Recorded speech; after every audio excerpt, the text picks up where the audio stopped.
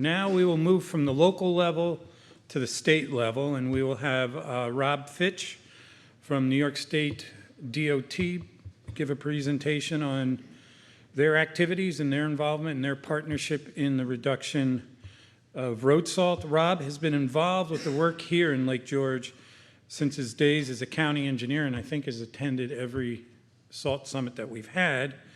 Additionally, a little note on Rob. Rob has actually won a Federal Highway Administration Environmental and Protection and Enhancement Award for designs here in the Adirondacks, so it does show his concern about how we can bring the engineering and work in the protection of the environment. So without further ado, I'd like to introduce and bring up Rob Fitch from New York State DOT. Thanks, Chris. Good morning, everybody. Thank you, Chris. You dug deep for that fact, by the way, so good job. My job. Good morning to everybody here at this beautiful facility, as well as those that are attending virtually. I want to talk to you this morning about what the department is doing for salt management. We'll start with the need for sensible salting. First off, just to set the table for why we do what we do, we need to maintain safe roadways. But we realize there are environmental impacts due to road salt use.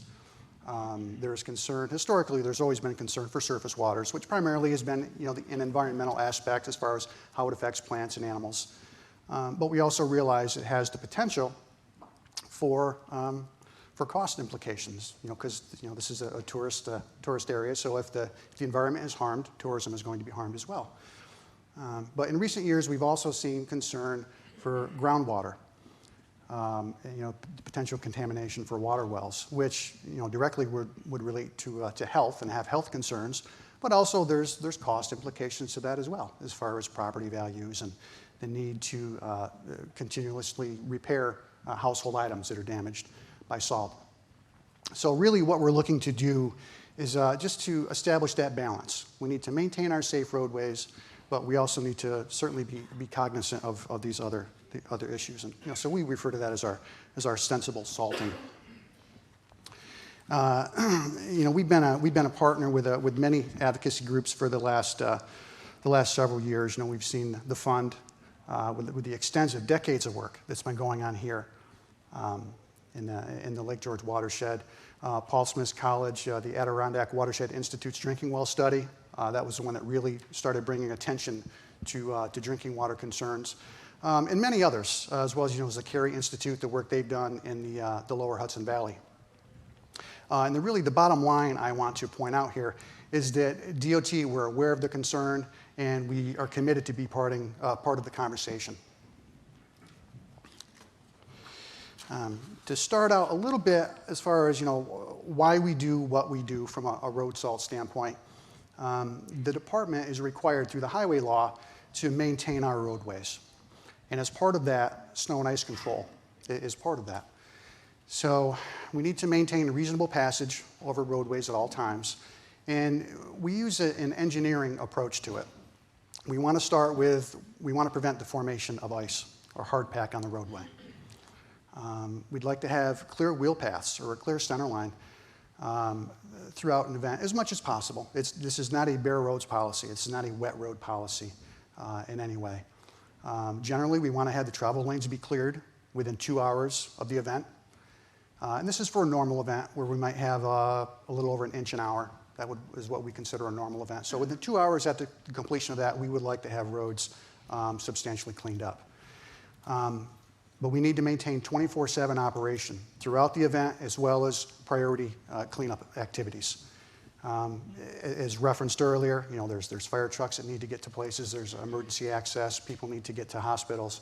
So we really feel it's important that we maintain this level of service 24/7. And the other point that's important is the commerce that we sustain. I forget the number, but it's billions of dollars that are lost every year due to impacts simply due to storm. So we certainly take this responsibility very seriously. The department we're proud of the things we've done historically to manage our salt use. We got the picture on the upper left there that shows folks dumping material off the back of the truck. I think someone made a reference to that earlier. Certainly we're not there. We have automated spreader equipment on all of our trucks, and we have prescribed application rates based on temperature, precipitation, and weather conditions. So we know exactly how much material should be going out based on conditions, and we're able to do that. Calibration is key. As we heard earlier, Lake George is calibrating once a month. That's what we strive for. We try and do about half our trucks every 2 weeks through a year is what we try and do. Driver training. Every driver that performs snow and ice operations has to be trained on plowing. Brining and pre-wetting. We're committed to brining pre-storm applications as well as pre-wetting salt during an event to help reduce that bounce and scatter. Good salt handling practices. The town of Hague showed some of the things they're doing to address the runoff at their yard. That's a real concern. So you lose a lot of salt off a salt pile as well as off a sand salt pile. So we make sure that all of our salt is under a cover. It's within a structure. All of our sand salt mixes, which we use a little bit of sand salt for that one-off freezing rain event. We have little piles at many locations. Those are also under cover.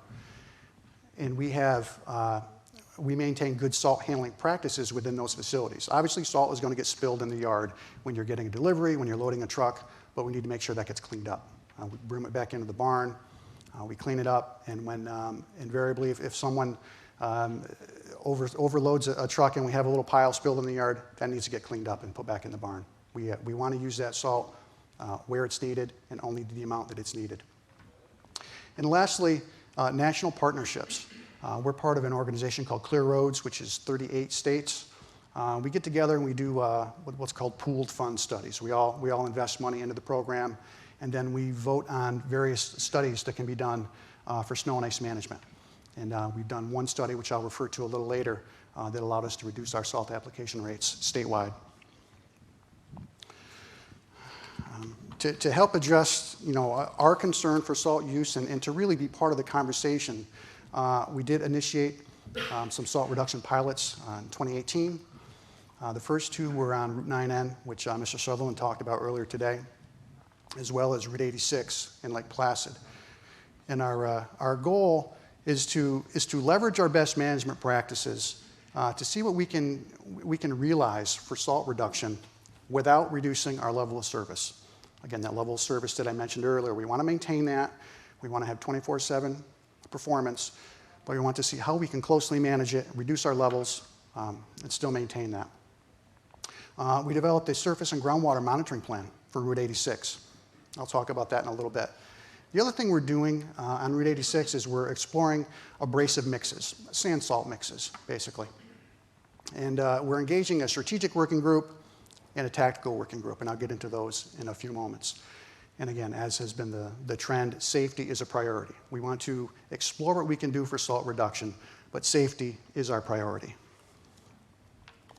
In a bit more detail, the pilots that we have on Route 9N in Lake George is along the west side of the lake, 17 lane mile segment. This is it's a salt project. We're using only salt in this pilot, but we are exploring reductions.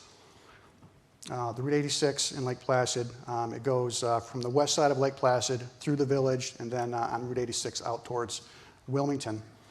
And this is a challenging location because it's got a lot of topography, a lot of geometry, a lot of shading, a lot of severe weather, cold temperatures.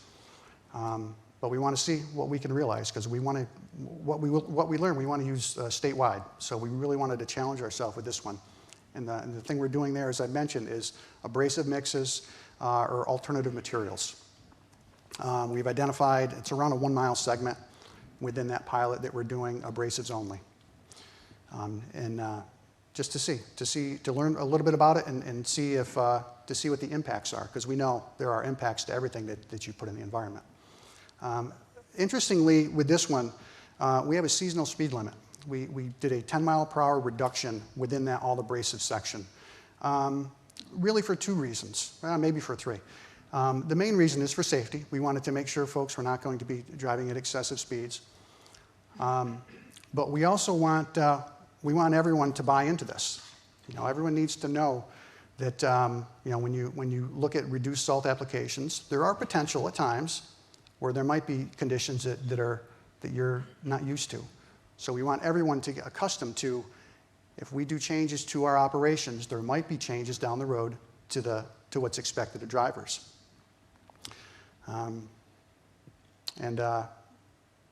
The third one I forgot, but it'll come back to me in a minute. And this is in alignment with the Adirondack Road Salt Working Group, their reduction initiatives that they have going on in the Adirondack Park. And some of the best management practices that we're leveraging here with our pilot, the first three, it's really just about communication. We're closely monitoring during events, we're doing post-storm reviews, and we're training the operators in the goal of our pilots. And that's basically good communication before, during, and after the event. What we've seen in the previous presentation is when everyone is informed of what you're doing and everyone is engaged, it creates energy. So what we want to do is we want to find those people, we want to train them, we want to engage them, and we want them to want this to succeed. Because if they want it to succeed, it will. And we also know if they don't want it to succeed, it won't. So we need to continually working with them on that.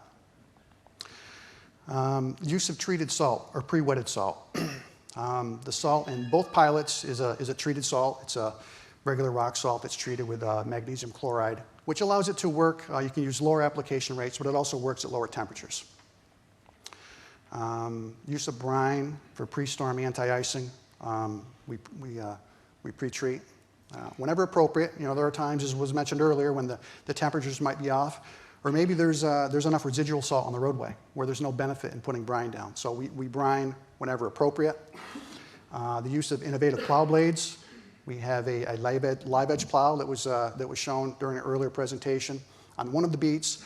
On the other beat, we're also using what's called a two-stage plow, which is a normal plow blade in front, and then behind it is a secondary blade. It looks almost like a York rake that cleans up. It kind of digs down into the wheel ruts or any imperfections in the roadway to help get that extra snow off the roadway. Again, the cleaner we can get the roadway, the less salt we need to keep that ice from forming.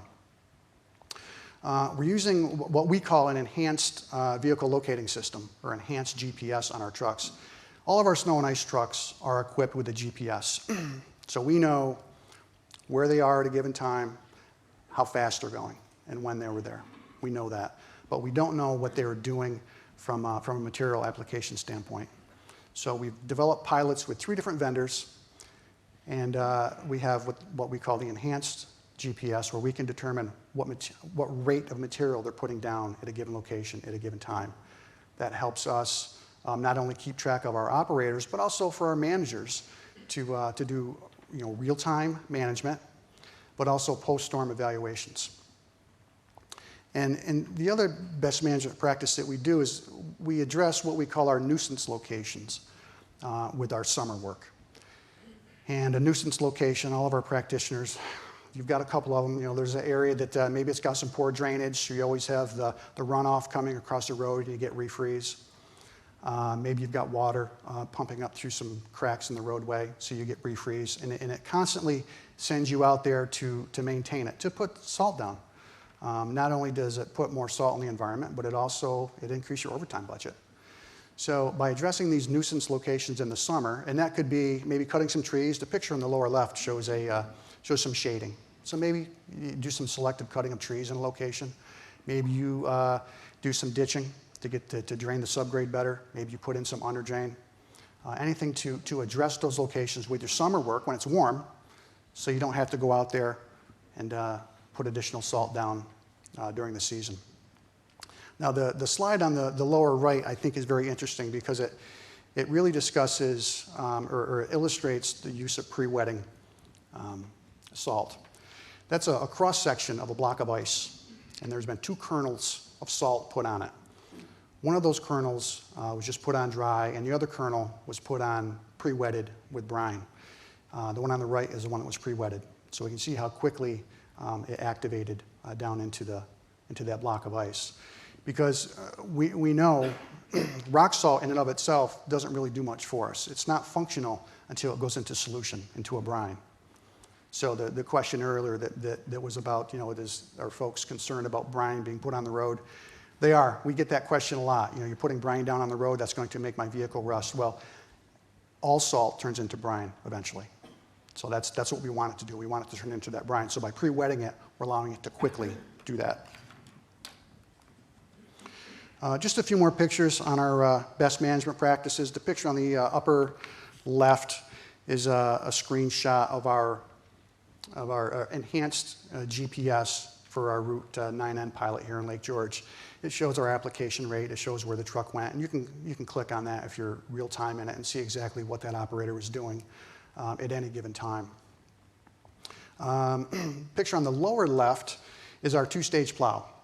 If you look, you got the main plow in front, but then behind it, there's that little curved blade that comes down. And again, those are little fingers, they're about 2 inches wide. Again, it looks like a York rake for those that know what that is. And those fingers kind of dig down into the pavement, or down into the grooves. The slide on the right bottom, or in the center bottom, is a live edge plow. Again, a couple of pictures that you've already seen earlier of brine being put down, as well as what happens once precipitation starts, how it quickly starts forming that brine layer on the road surface.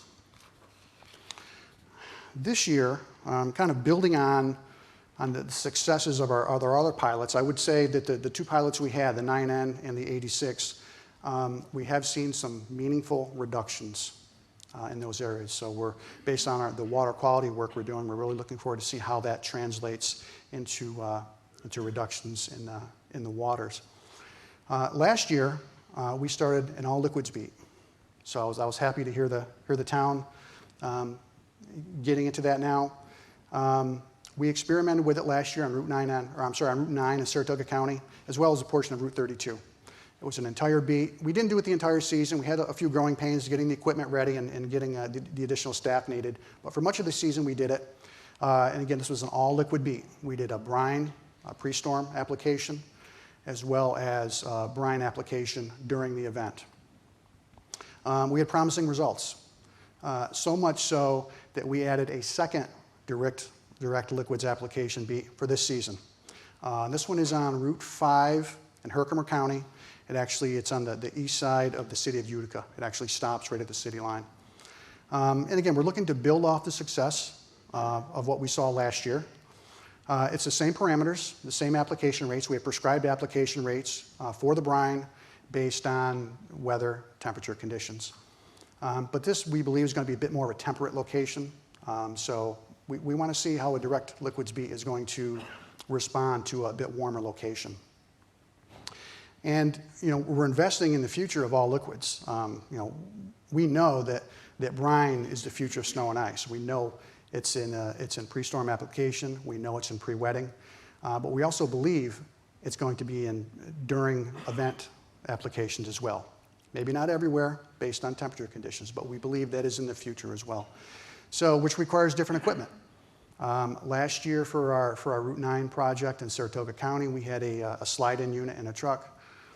We invested in that beat this year, and we have a tanker that we purchased to assist with brine transportation and brine application. Our hope was to have it here today so we could show it off during the break. The vendor's having some manufacturing issues, so it's going to be delayed a few weeks. So that's unfortunate, but we have invested in that, and we've invested in additional purchases in the future. This is the water monitoring plan that I mentioned earlier. We've partnered with USGS to do a surface and groundwater monitoring plan. We have monitoring wells installed, and we're doing this in collaboration with DEC and Department of Health, and we're also engaging our strategic working group. And we're continuing that. We did it the last season, and we're continuing it through this season as well. And we're looking forward to the final report that will be issued next summer.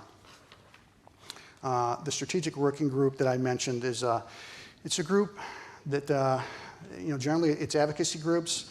We've got some state agency partners with DOT, DEC, and DOH. And really, the purpose of this group is to look at the big picture. We want to do maintain communication, coordination, so we're all talking the same thing, and this way we can go back to our respective groups and share the same information. Our preseason working group meeting has not been scheduled yet, but the members that are part of that group can look forward to that in the next couple of weeks, to the scheduling of that at least in the next couple of weeks. We also have what we call a tactical working group, which is more of a field level group, and it's really local stakeholders, local practitioners, whether it's public works, business leaders, local landowners, and even private contractors that are doing snow and ice work. We want to discuss the specific things we're doing within their area so we can coordinate our efforts, so we can see what are they doing, what challenges do they have, what are we doing.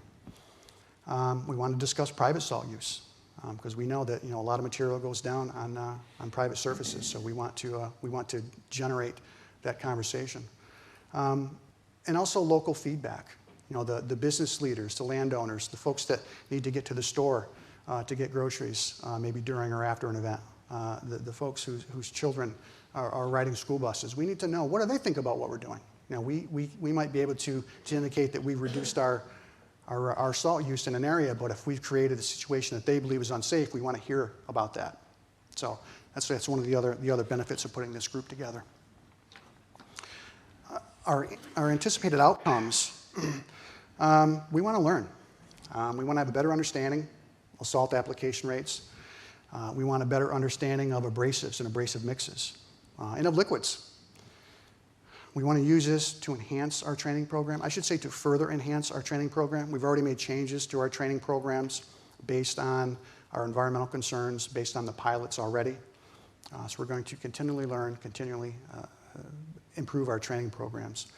We want to refine our best management practices. Again, we're paying a lot of attention to these best management practices. We want to refine them as we see benefits. And quite frankly, we're looking at revising our operational guidelines, not just in the Adirondack Park. It might be statewide. It might be in certain areas. The things that we learn, we shouldn't simply be doing on Route 9N and Route 86, and then on these direct liquid application beats. We need to be doing this statewide. Something that I'm loosely calling the bigger picture, and really it's what we heard earlier on our previous presentation, is continuing this conversation in a bigger area, something bigger than what encompasses the specific things we're looking at. This past spring, DOT, we engaged in a statewide initiative to engage in what we called salt management roundtable meetings statewide. Now, Chris, when we talked last week, I told you there was about 80 meetings. Well, I overshot. There was 45. But I will tell you that it was statewide, and every municipality in the state was invited. So we just, we right-sized the size of the meetings to do that. So we had 45 meetings, 273 municipalities were represented with 342 total attendees. And these are external attendees. These are not DOT. DOT had around 150 people that attended these together. And the goal was for a dialogue. It was for a conversation. We want to share what we're doing, but we also want to hear what everyone else is doing. We want to look for opportunities for collaboration, whether it be for brine production, brine storage, brine transportation, salt storage, or even the development of some shared services agreement. Sometimes a small shared services agreement will allow you to gain some efficiencies that will allow you to improve your operation and reduce your salt use. We wanted to talk about operator training. We want to talk about calibration training. And we want to talk about manager training. Most managers, so what we found, aren't being trained on salt use. Their operators are being trained. We make sure the operators are trained. We make sure they understand, this is on the municipal level. We make sure they know how to run the equipment. But the managers aren't being trained on how to manage a snow and ice event. They're not being trained to look at salt applications. A lot of the conversations that are going on that we heard earlier are not going on the statewide level. So what you guys are doing is outstanding, outstanding. A couple other things that came up were, we found that the sophistication of everyone's program, it varied. Some folks weren't quite shoveling it off the back of the truck like that early picture. But there were some places that had very low level of sophistication. We had others that were top notch. They have enhanced GPS, they have automated spreader equipment, they know everything that's going on. And you know, we saw everyone in between. But what we found was everyone, regardless of their sophistication, everyone generally believed that salt is the preferred material for snow and ice operations. They do believe that salt is the right material, but what everyone else also strongly believes is that it needs to be closely managed and closely monitored.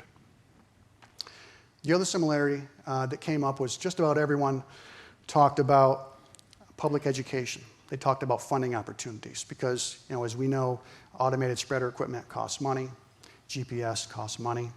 So we're helping to continue the conversation to look for opportunities to help education and help with funding opportunities.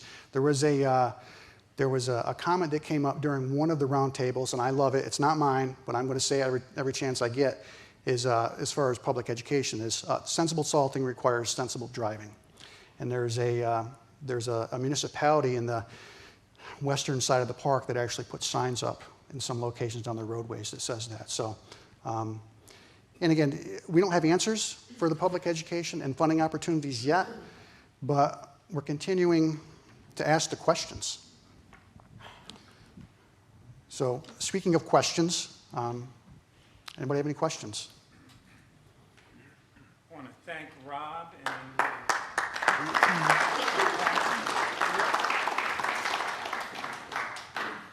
Hi, Rob.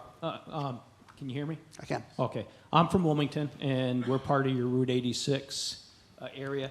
When will the results of the Wilmington Notch be known to the public? Like what you found in the wells, whether salt usage did go down, did your labor costs go up, and what were the results of the lower speed limit in terms of accidents with the Whiteface Mountain Ski Center? We get a lot of tourists coming from like Placid to Wilmington, and they're usually in the ditch. So I was wondering when all that data would be shared. The final report will be out next summer at the conclusion of this year. We've committed to one more full year of the investigation. But you know, preliminarily, our findings are that we're finding meaningful reductions in salt use, and our accident numbers, to our knowledge, have not gone up. We have our traffic group is monitoring accidents, and there's a little lag in getting accident data. So there will be a final study that talks about the salt reduction in the water, as well as accidents and any other sort of operational concerns. But we'll look forward to that next summer. We'll be finished up. Rob, I had one question. Thank you for the talk. One, the thing, you know, we've repaving the roads. Does that help at all? And have you guys got any data on that? Because we've seen some, and I want to thank you for repaving portions of 9N. Really appreciate that. But does that have any relation to potential salt applications? I believe so strongly. You know, smooth pavements are easier to maintain than rough pavements. You know, anecdotally, I was a resident engineer in Warren County for a handful of years, and at one point we had a section of Route 8 that had just been paved. There was a portion that hadn't been paved yet, and still had some issues. And the part that had been paved was nice and smooth. We went through a snow event, and I happened to be out there looking at it the next day for some other reason, and the portion of pavement that had just been repaved was black. It had cleaned up nicely after the event. The portion that had not been paved was still snow covered. The ruts were still full. So, I mean, clearly I should have taken a picture, and I can't believe I didn't. But that was a good indicator to me. But, you know, we all know the goal of these live edge plows, these two-stage plows, we want to get as much snow off the roadway as we can, because it does use less salt to maintain. And we're going to see a little bit of that on Route 86. It wasn't part of our plan. It just happened this way, that Route 86 pilot did get paved. So we're going to see some before or after to see what we can get for benefits. But I think there's opportunities here. As far as getting creative, I think there's opportunities here to use paving money as some sort of environmental fund. I mean, I think we need to get creative on that funding level side of trying to be creative with how monies are assigned for things.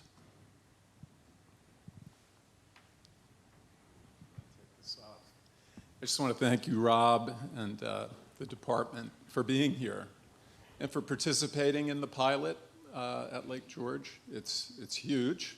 I remember our first meeting in the conference room in Albany, and we've come a long way.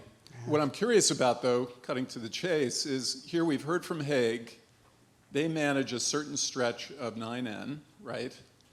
They're showing the fruits of their labor. You know, however that quote goes, I'm not going to try to repeat it here, but and you guys on this pilot stretch of 9N, there's direct connection between those two efforts. And I'm wondering to what degree there is communication, coordination, cooperation between the town and the state. I think the town has a contract with the state for that? Yeah, there's a municipal snow and ice agreement for that stretch of 9N. Yeah. So you get where I'm going. Can you speak to that? I can't discuss the kind of the field level coordination we have. That would occur, with the residency as far as, the project level coordination. But we have reached out and we've had meetings with the town as far as, actually they were included in our roundtable meeting that we had this past spring, where we shared, where they shared, frankly, what they're doing in the benefits of the program. Because wouldn't that make a lot of sense to leverage what they've done and capitalize on the progress they're absolutely. clearly making? Yeah, absolutely. We do communicate on a foreman level. Can you just wait for a mic? Thanks. We do communicate on a foreman level. The local people, the local drivers were meeting up at the end of our beats and turning around about the same time and same path. So we communicate on a driver level and foreman level rather than dealing with somebody at a desk.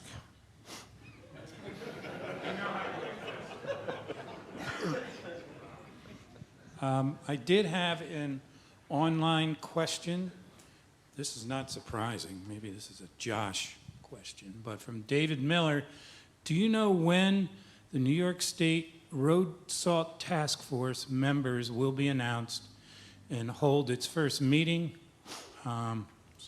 Yeah, actually, Josh? Sure. Well, first of all, my name is Josh Rousseau. I'm the Deputy Chief of Staff at State DOT. We anticipated that question, obviously. I would like to start by simply saying DOT wholeheartedly supports the intent of that legislation. We wholeheartedly want to be an active participant. We want to work with our partners, both locally and globally speaking. As far as when the task force will be up and running, I think there's a couple factors that have delayed it. COVID obviously was one. Two, there's been a transition to a new administration, which has slowed things down. I can tell you that State DOT has emphasized to the incoming administration how vitally important this task force is, and that we need to get going on it to make sure that all the members are selected and that all aspects of this conversation are represented. I will, however, say that as Rob has pointed out in the presentation, we're not waiting for the task force. We are being proactive in our efforts to partner with our locals, and I'll frankly also to slowly but quickly, if that makes any sense, bring in private entities, private businesses. The guys and gals who drop salt and sand in mall parking lots, for example. We all go to a store and we walk out and we see piles of stuff. And we're like, oh, that's great. There's no ice, there's no snow. But are they using best practices that, for example, Hague, Lake George, and DOT are using? Probably not. So we need to bring them into the conversation as well, which we look forward to as part of the task force. But as far as timing, we are pushing hard on our end to get it up and running. I wouldn't dare put a timetable on it. I know there was a report due, I believe, in December. We, again, think it's very, very important, but it's not going to stop us from communicating continuously with our partners and doing what we're doing and expanding our efforts. Well said, Josh, and I just want to echo that, we feel a lot of work is already ongoing here, and we do know a lot of what the best practices really are, and we're seeing it. I'll throw out one more question, Rob. You talk about transferring the brining, and it's probably something you cannot do in a couple days. What steps have to be taken? I mean, what's the process to change those type of operations and, from infrastructure, from a manpower standpoint? You mean to transition over to a direct liquids application? Because people are probably going to come out of here saying, hey, brine, why aren't we using brine? Why, I know you are, but, you know, there's probably a process it needs to entail, and you can't just go tomorrow, we're going to start brining and be doing Well, it. through our shared services agreement, I would like to think that we could do something fairly quickly. But certainly, you know, as Haig pointed out, you know, you need to have some infrastructure to produce the brine. You have to be able to store the brine. You have to be able to apply the brine. From a pre-storm application standpoint, you can use like a slide-in unit in the back of a regular plow truck, in the back of a dump truck. Some basic plumbing attachments.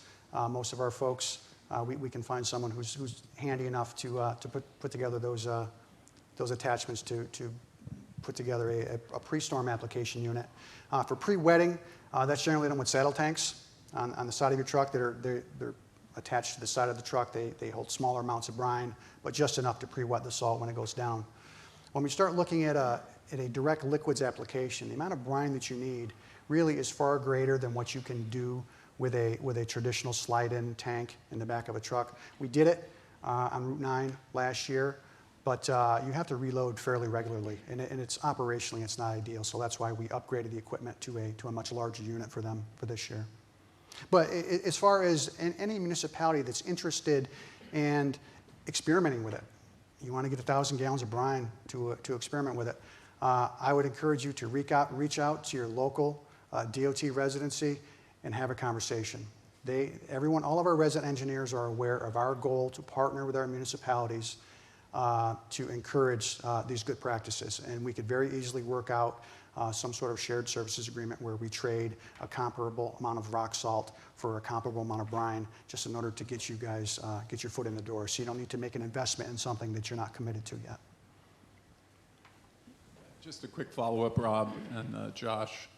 You know, one of the things that we've been focused on here in the basin is the economic savings over time. I mean, there is an initial capital cost associated with equipment and the conversion and all of those things, but I think Haig certainly can attest to this, as can the town of Lake George.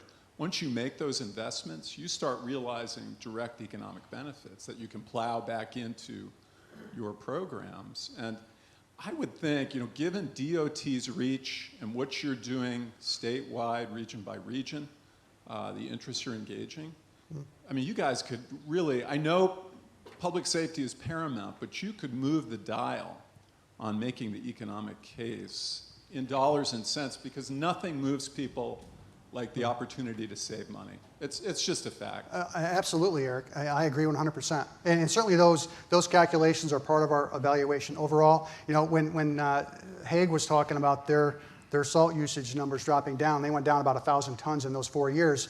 I saw about $70,000 is what I saw. So, I mean, it's real numbers, absolutely. And you know, they're doing the great thing of reinvesting it back into their program to get the better equipment. And you know, after a while, you won't need to do that. So. Well, it just helps sell the whole idea that, you know, there's a better way, and you're going to save money in doing it.